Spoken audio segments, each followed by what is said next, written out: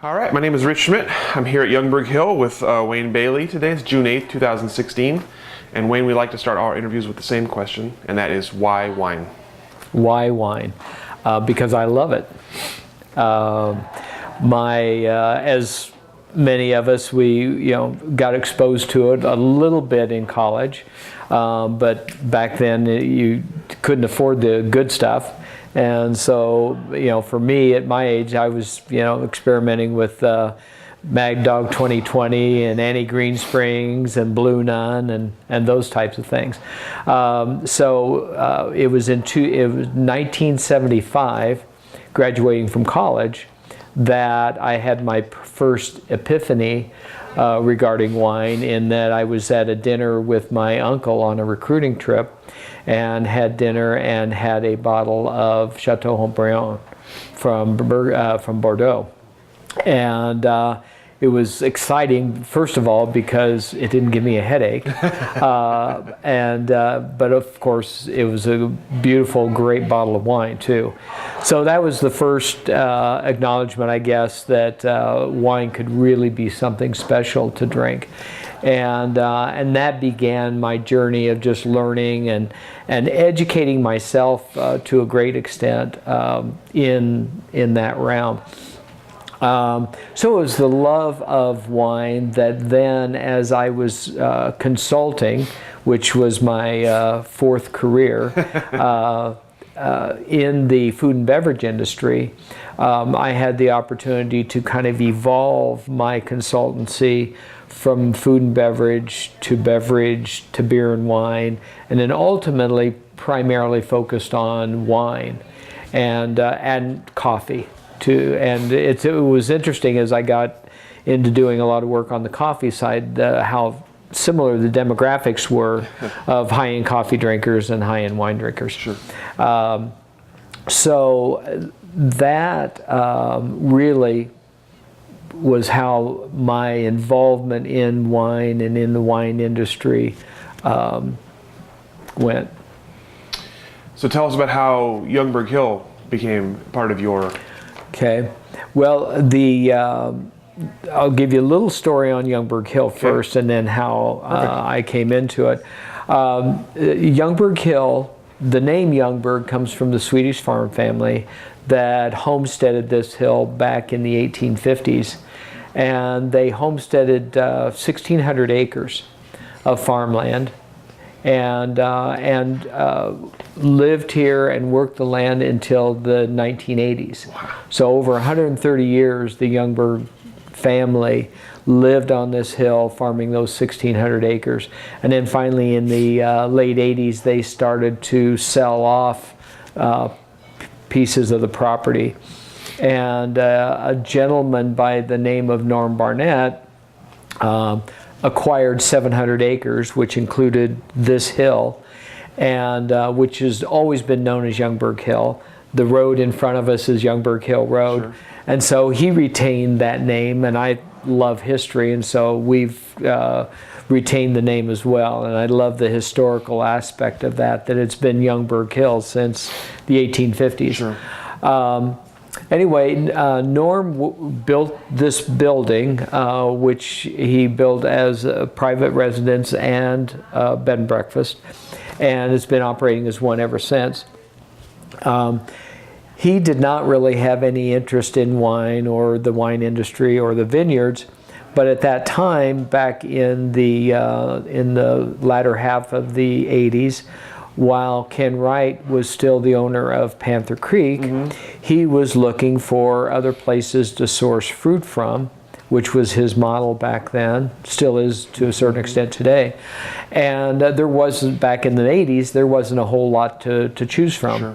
So he was out there actually aggressively going out and looking for sites that he felt would be good properties to grow grapes on. Youngberg Hill happened to be one of those sites. And so he talked to the then owner into possibly growing vines here and then sourcing that fruit for Panther Creek. Sure. They did do that, and so our oldest 2 blocks of vines, which are 28-year-old vines on Ondroot, Pomard, and Wadensville, which is a rarity in the valley today. Were both planted then and managed and overseen by Ken Wright and his vineyard people that were doing the work for him, and in fact sourced all the fruit and made a Panther Creek Youngberg Hill Vineyard designate up until 2003.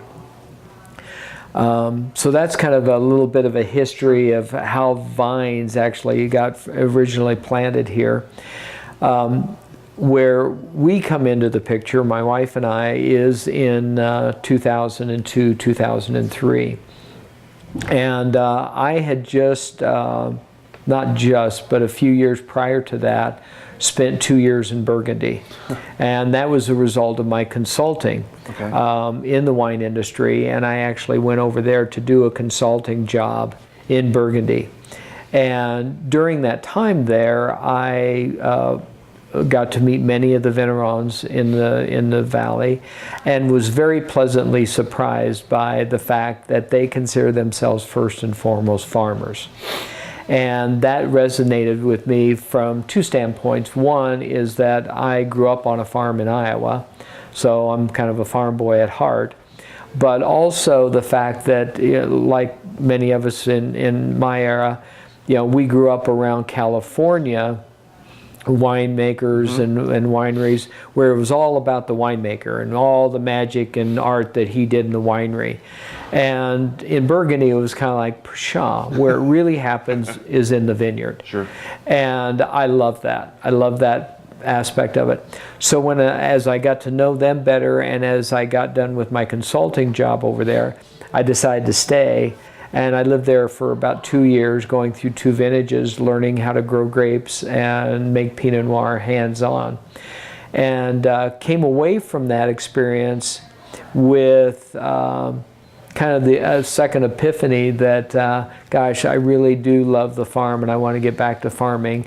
And what could be better than, farming grapes and making wine, which was my other love, and putting those 2 together.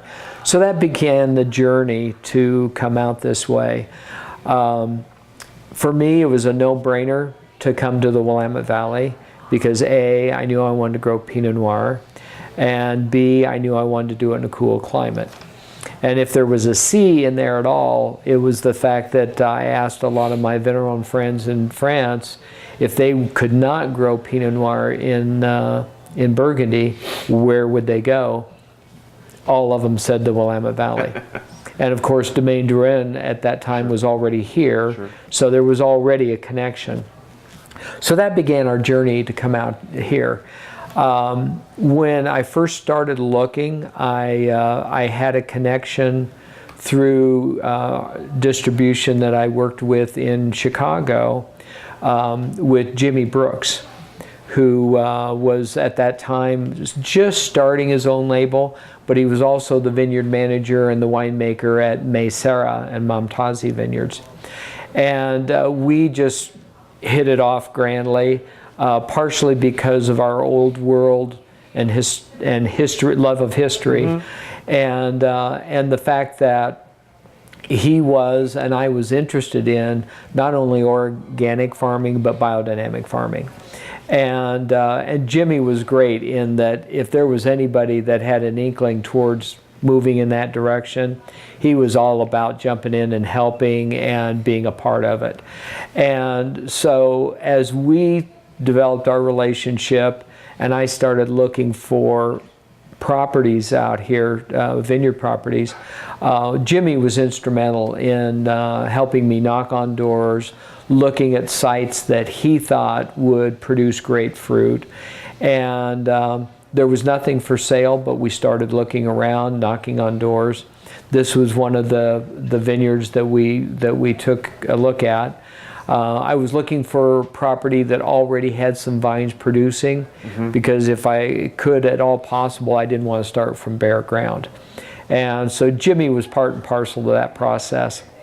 And after we got done walking around this vineyard and talking to the then owners, we were walking away and Jimmy said, this is a good hill, he said. And you really had to know Jimmy to know what he was meaning by that, because he was kind of like one of these salt of the earth guys. It was all about nature and sensing what was going on, and he made a comment that, you know, this hill had a good feel about it. It had a good vibe, good vein,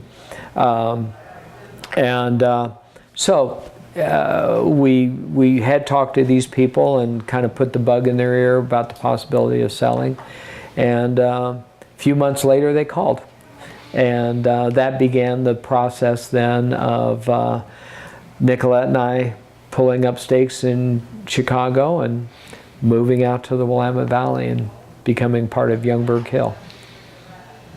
So you said you knew you wanted to grow Pinot Noir. Was that just because you loved Pinot Noir, or was there another reason that was the grape you wanted to grow?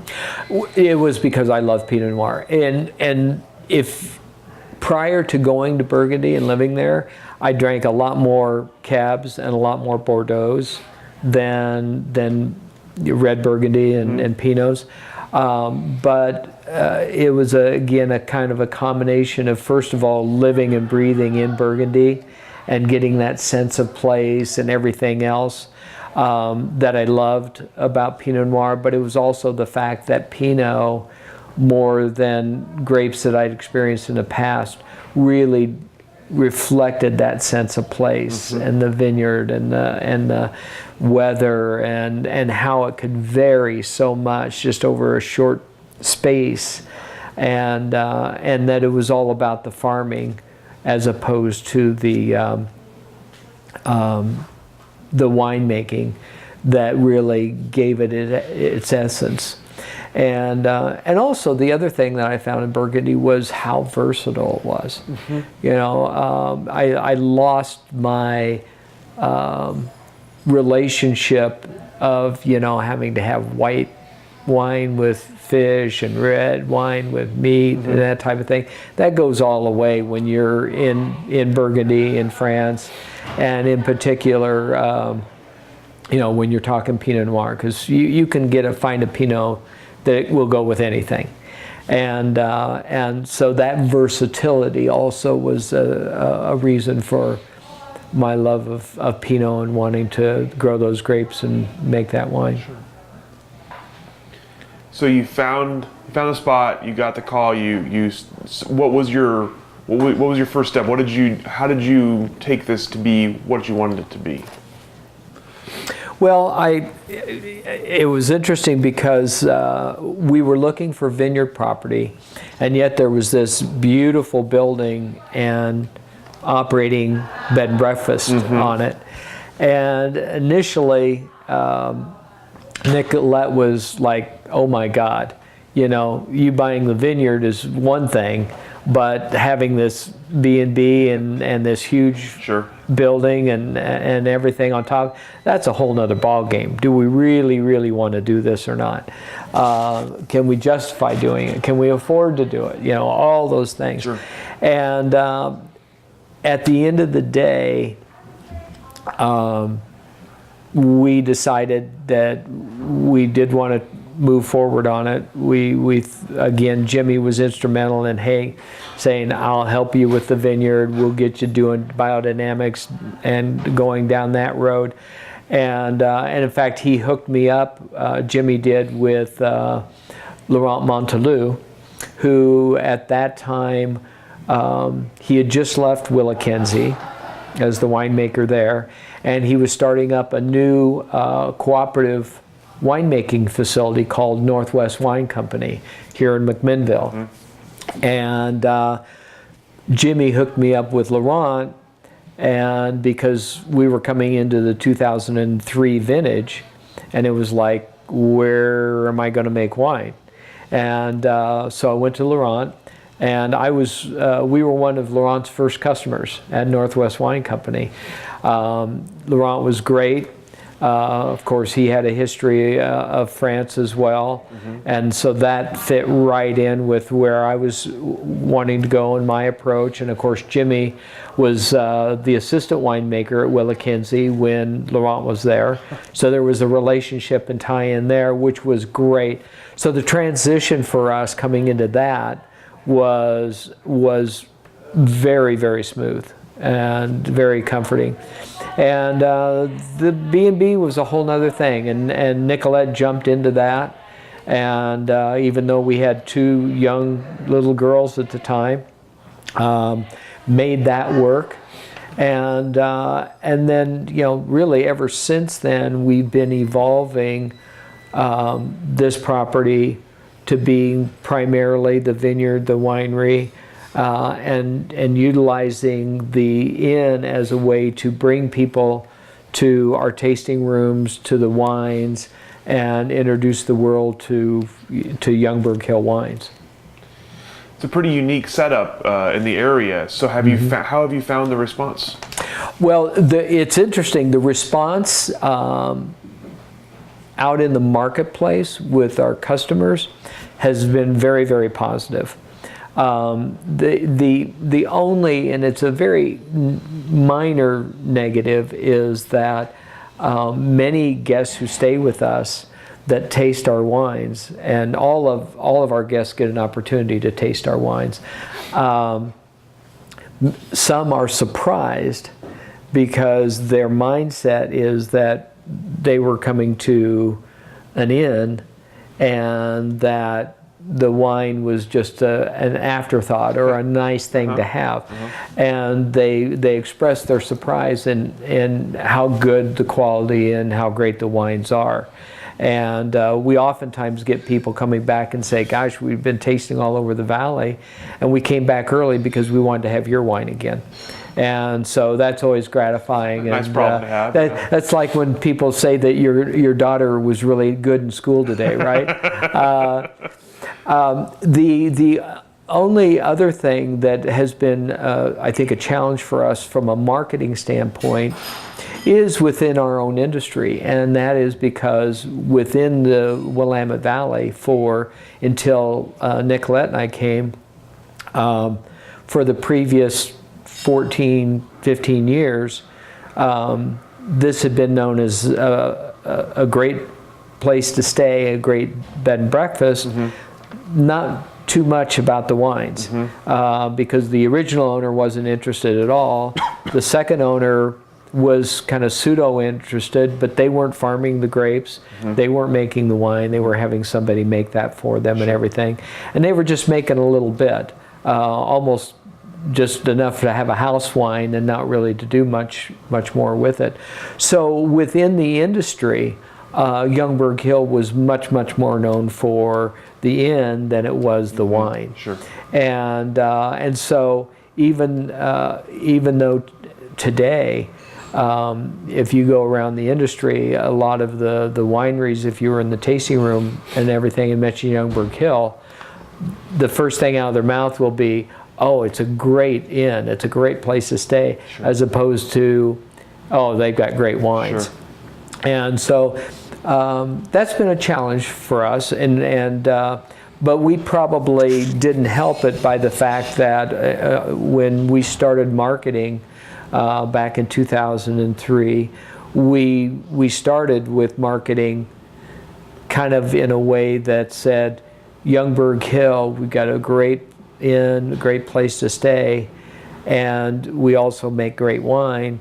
To about 4 or 5 years ago, we switched that and said, you know what, we're a vineyard and we're a winery and we make great wines and this is what we do.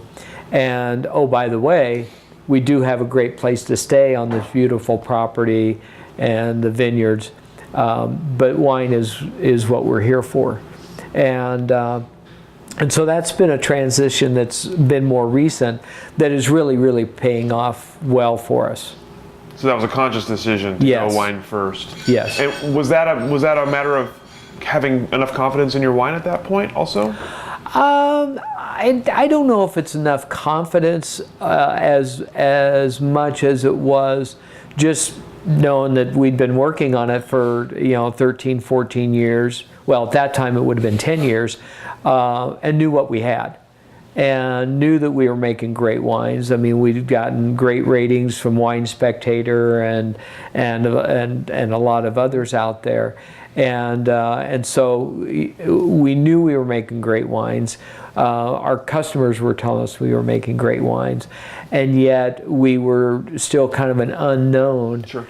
In the wine industry. So I think that told us that we needed to do something different, and really needed for us to focus on marketing of the wines and doing things like having a tasting room that was open all the time and getting better exposure.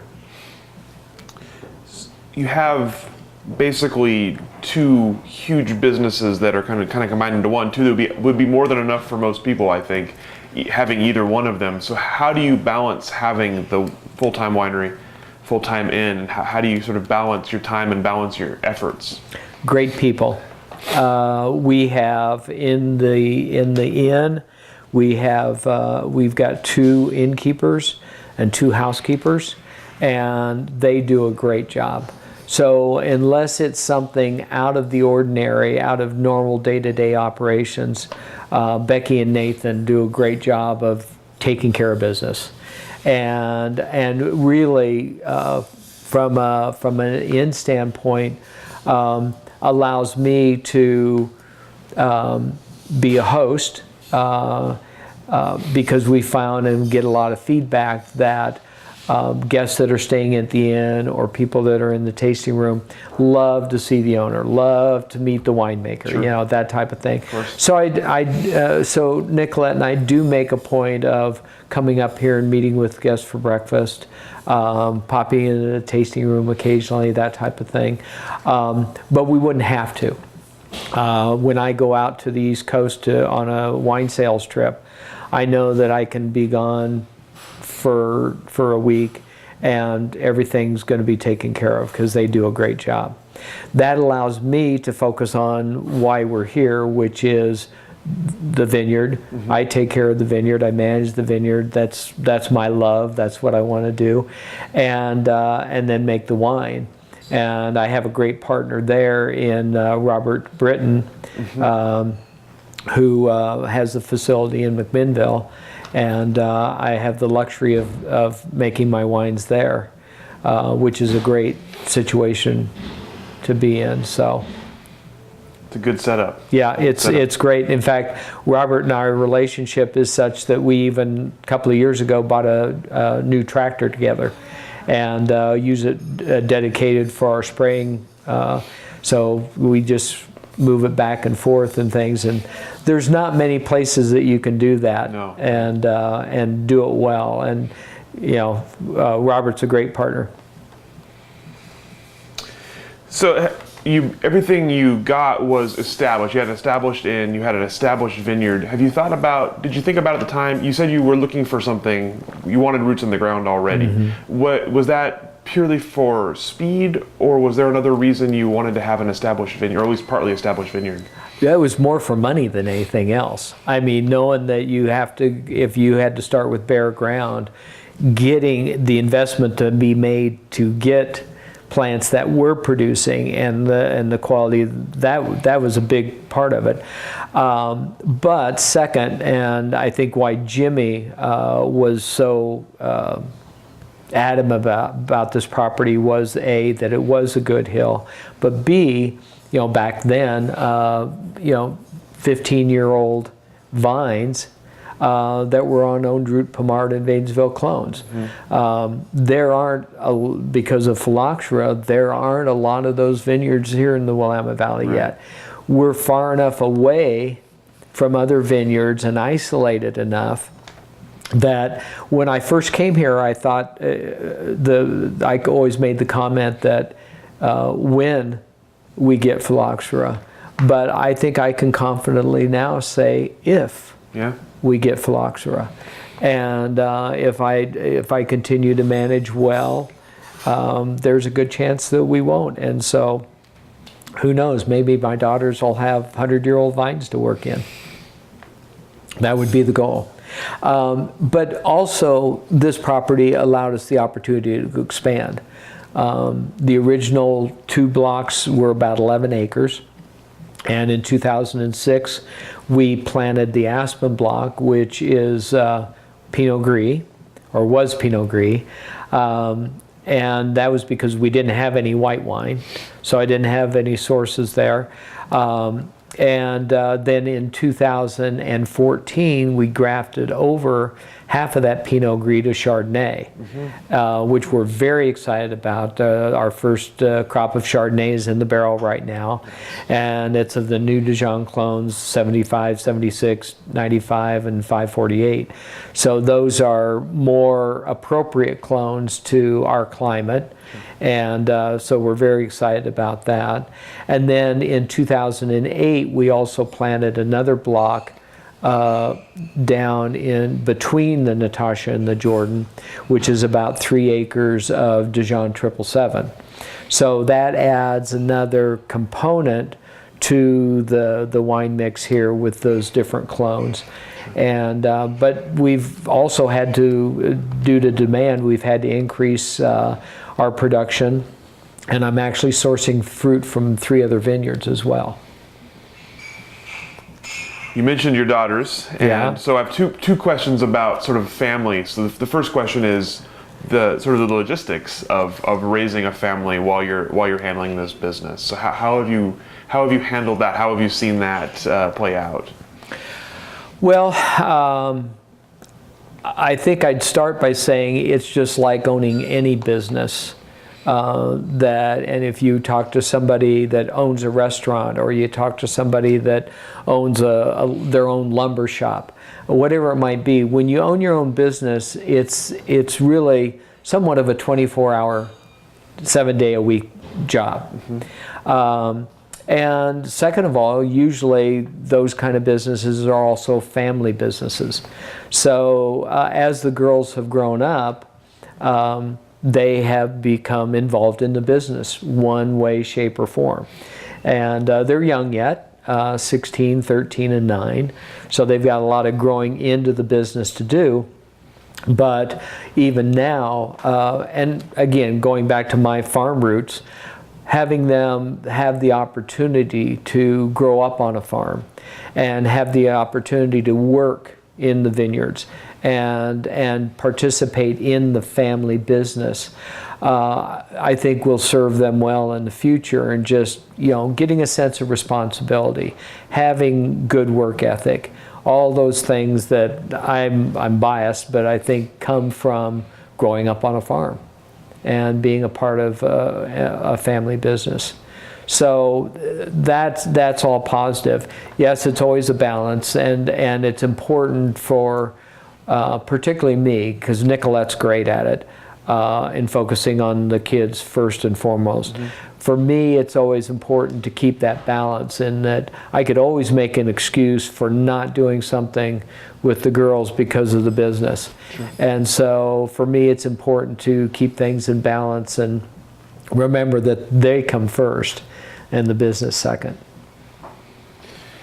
So, and it sounds like your goal is that this business will stay in the family for a good long time.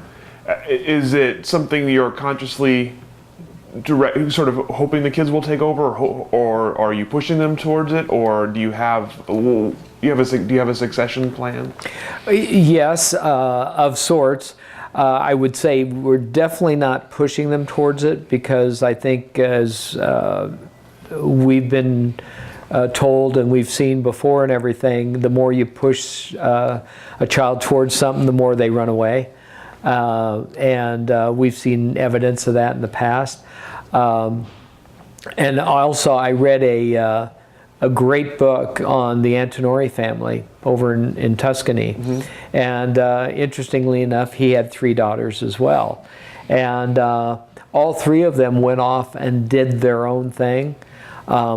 But all 3 of them now are a part of the Antinori family wine company. So they all kind of came back, and they're all doing their own thing within the family business. Again, our girls are young, but we are exposing them to business. They get exposed to not just the vineyard part of it. If you asked them today, they'd all say, "Oh, vineyard work is so hard. Dad's got us out in the vineyard all day, every day during the summer, suckering in the vineyard." When in actuality, it's probably about an hour a day, 3 days a week. But, you know, perception of them, it's, but they're getting that exposure. They're growing up learning about wine and knowing the difference in the varietals and knowing what is going in and why wine tastes and smells a certain way and things. And then they're involved in the business as well and during doing activities. So they're getting exposed to it. They're getting learnings from everything we do on a day-to-day basis. But we're also encouraging them to kind of do what they want to do their passion, which is obviously what we're doing now, 5 careers later. I hope it doesn't take them that long. But I think it's important for them to find out and figure out where their passion is and what they want to do. And they all have them. And then it's for them to figure out whether or not they can do that within this environment or need to do it in another environment. So we'll see. But it's also, for us coming here and things, the practice of farming organically and biodynamically is not just because my 3 daughters live here on the hill and I want an environment that's safe for them, but also the fact that 50 years from now, I want this property to be healthier than it is today. And I believe with the farming practices that we do, that will be the case.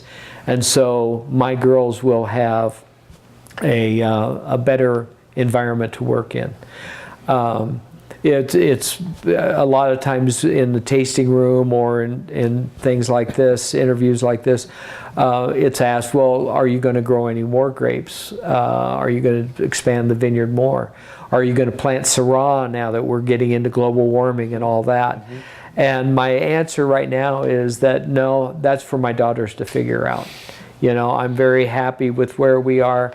I think it's premature to plant Syrah up here, but who knows, 10 years from now, when one of my daughters is managing the vineyard, hopefully, they may decide it's time or not. So where do you see Youngberg Hill then in the next 15, 20 years?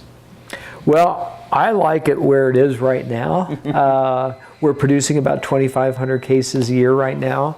And when we moved out here, that was kind of our goal, to get to that level. That was kind of a sweet spot for me, even though it may not be a sweet spot from a profitability standpoint when you look at volume and marketing and that type of thing.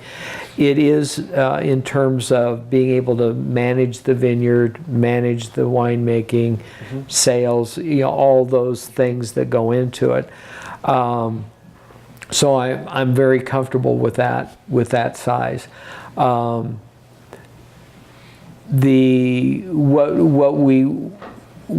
Nicolette and I hope for is that we have a very healthy, viable entity that 10 or 15 years from now, when one or more of the girls do want to become active in the business, that we can turn it over to them. And that that the business is a thriving business that is healthy, that they can build on, as opposed to something that they've got to turn around. Sure. So you talked a bit about your sort of the marketing of Youngberg Hill, and I'm curious, in the years you've been in the industry, even though you haven't been in that terribly long, you've seen the explosion of Oregon wine and the number of wineries, the number of wines being produced. So I'm curious how you do market your wine among so many other Oregon brands.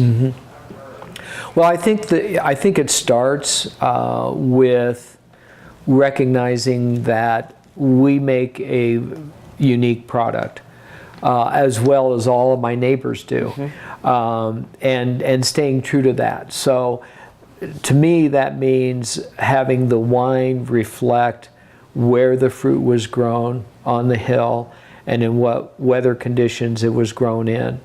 And if I stay true to that, then there's no one that is going to make a wine like mine. I mean, that, because nobody else is growing fruit on this hill. And so if that's what distinguishes us all. And then just staying true to that. We're here in the McMinnville AVA, which I think is a great AVA. We're the furthest south of the ones in the North Willamette Valley. We're the second closest to the ocean, so we get a little bit more influence from that. We're one of the highest vineyards in the valley. So the combination of all those, as well as the owned root Pommard and Vanesville clone that I mentioned, provides us with unique fruit that then provides us with unique wines. So that's the basis, and then from then it's all about the experience. Again, not only with the inn, but in the tasting room, or even when I'm in Missouri, tasting the wines and doing a wine dinner. It's having people have a great experience with our wines, and so they want to come back to them again. Sure. You mentioned a lot of fairly well-known Oregon wine names like Jimmy Brooks and Robert Britton and Ken Wright and others like that. What has been your sense of the Oregon wine community? It's great. Again, having grown up on a farm in Iowa, we were all producing corn and raising pigs. And we never looked at each other as being competitors. We always looked at each other as being neighbors first, and we helped each other, whether it was, harvest or shelling corn or whatever it might have been. We worked together, we cooperated together. When I first came out here, and not only with Jimmy, but many others, Sam Tannenhill, Josh Bergstrom, everybody was more than welcoming. Everybody was, hey, if you need anything, we'll help you out. I got the same feeling here in the Willamette Valley in the wine industry as I did growing up on a farm in Iowa. Small family farms, looked at each other as neighbors, willing to help in any way. And of course, you know the story with Jimmy, and so you know that nothing is more exemplifying of that as when Jimmy did pass, that everybody jumped in and did their part in sustaining the name and the winery and everything that Chris and Janie are doing now. Yeah. So it's stayed that way, even though there's twice as many vineyards or wineries out there as there was today than there was. It has sustained, and I think it has sustained because over 75% of us are still small family farms and family owned and operated. And so there hasn't been the corporate entities coming in and being competitive and creating that competitive environment. And you have a pretty good perspective, having seen Burgundy and having seen a lot of other wine regions in the States. How does it compare to, say, Napa or to, say, Burgundy in terms of the feel of Oregon? Well, I always say that Bordeaux in France is more like California and Napa and Sonoma, in that it is much more corporately driven, big estates, a lot of money, as opposed to Burgundy, which is, again, the vignerons consider themselves first and foremost farmers. They're not operating big estates. They're operating 2 and 3 hectares of grapes. Very, very small family entities. A lot of producers are producing 400 or 500 cases. So Burgundy is much, much, much more similar to, or I should turn it the other way around, the Willamette Valley is much, much more similar to Burgundy in that regard. And so it's again much more that neighborly, we all help each other out, we all benefit from helping each other kind of environment. Where do you see Oregon wine in general going in the future? Well, specifically for Willamette Valley, and I see 2 trends. One is Chardonnay. And I always found it interesting that coming here, and since we had come here, that Chardonnay was losing ground and Pinot Gris was gaining ground up to about 5 years ago, when actually there was more Pinot Gris grown than Chardonnay. And that never quite sat with me in terms of understanding why that's the case. Why was Chardonnay not much, much more popular here? And I think it was probably a little bit of a double whammy. I think it was partially the clones that were being grown here and the ability for the fruit to ripen.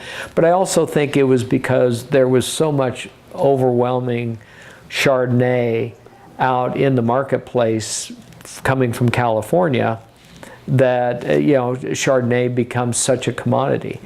Well, that's changing. I think people's tastes are changing. You've got an evolution in the marketplace. The people are getting away from the big, buttery, overly oaked Chardonnays that California has typically produced, and the ability and the fact that we're putting in a lot of clones now that are probably a little bit more suitable to the Willamette Valley weather, climate. So the combination of those two, I believe 10 years from now, Chardonnay is going to be produced in a larger quantity than Pinot Gris, and I think 10 years from now we have the capability for the world to recognize Chardonnay coming out of the Willamette Valley the way they do about Pinot Noir today. Wow. And I'm very excited about that. So that's one thing. The other is that I think it's very exciting in that we have folks like Foley, Jackson family, Drouin, Louis Jadot, coming into Willamette Valley and wanting to produce Pinot Noir here. First of all, not that we needed it from an industry standpoint, but from a marketing consumer standpoint, getting that recognition, if you will, that hey, they want to make Pinot Noir here. Sure. I mean, even Judy Jordan of J Vineyards down in Sonoma has come up here and bought property, and now is going to be making Pinot Noir and Chardonnay up here.